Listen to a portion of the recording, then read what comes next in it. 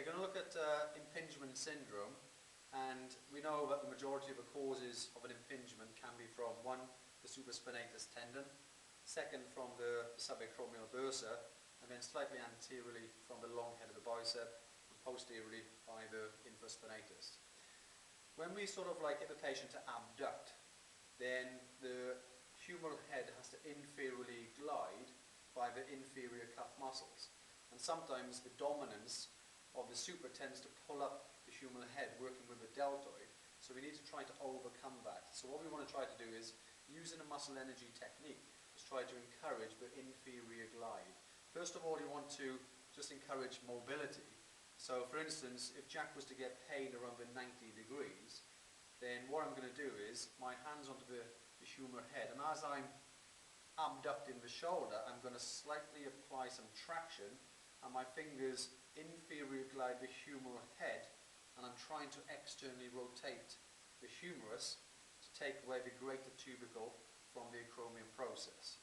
So I'm just trying to inferiorly glide and come up, working around the 90 degrees. If it is a little bit sore, I work around the 80 degrees initially. And I'd work on that for about 5 to 10 times, encouraging inferior glide whilst applying traction. A muscle energy technique can be done in many ways.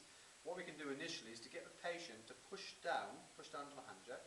So he's activating the inferior cuff, i.e. the adductor muscles, for approximately 10 seconds at about 20% effort.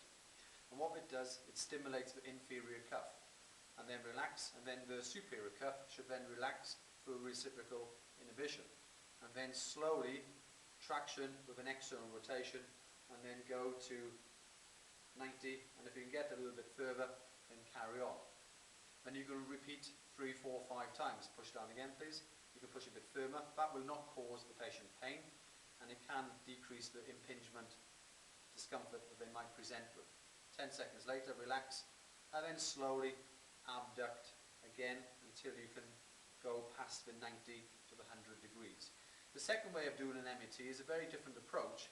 What you get your patient to do is, imagine that between your arm jack and my hand there's a fly. You gently push down without killing the fly as I'm overcoming your arm. Okay, you've just killed the fly. So less pressure. Try again. So lightly push as I'm bringing his arm up. Lightly, you kill the fly again. Just going to wash my hands. Let's try again.